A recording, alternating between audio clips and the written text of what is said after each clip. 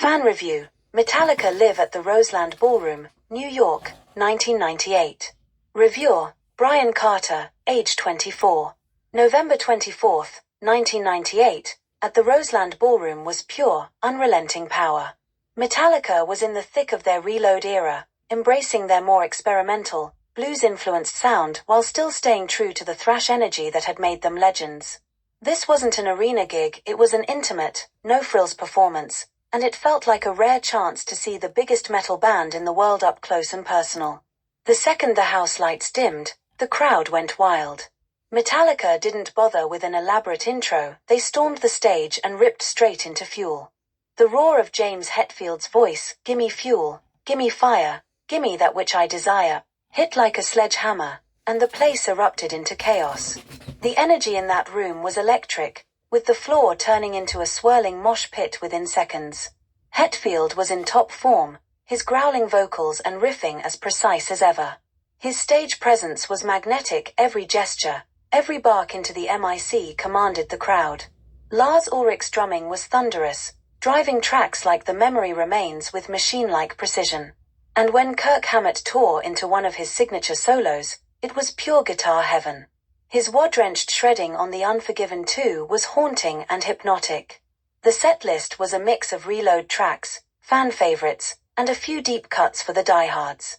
Until It Sleeps had the crowd swaying and singing along to its eerie, melodic chorus, while Master of Puppets and Creeping Death sent the mosh pit into overdrive. When the opening riff of Sad But True kicked in, the entire venue felt like it was shaking. Jason Newsted was a beast on bass, his playing tight and aggressive, and he seemed to be having the time of his life interacting with the fans. During Seek and Destroy, he leaned into the front row, letting fans scream into the mic. It was moments like these that reminded you how much Metallica cared about their connection to the audience. The acoustic portion of the set was a surprise highlight.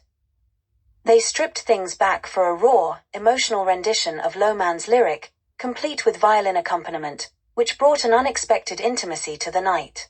It was a brief moment of calm before they tore back into the heaviness with Enter Sandman, which had the entire crowd chanting every word at the top of their lungs. The encore was a masterclass in heavy metal. They came back with Battery, and it was like the band had shifted into an even higher gear. The riffs were faster, the drumming more intense, and the energy in the room reached its peak. They closed with the haunting intro giving way to an explosion of light, sound, and fury, leaving everyone breathless by the time it ended. As the house lights came up, and the band waved their goodbyes, the crowd chanted Metallica, Metallica, long after they'd left the stage. My ears were ringing, my voice was gone, and I was drenched in sweat, but I didn't care, this was one of the greatest live shows I'd ever seen. Metallica in 1998 proved that no matter how much they evolved, they were still the kings of heavy metal. They balanced their new sound with their thrash roots perfectly, delivering a show that was intense, emotional, and unforgettable. An absolute masterclass from one of the greatest bands of all time.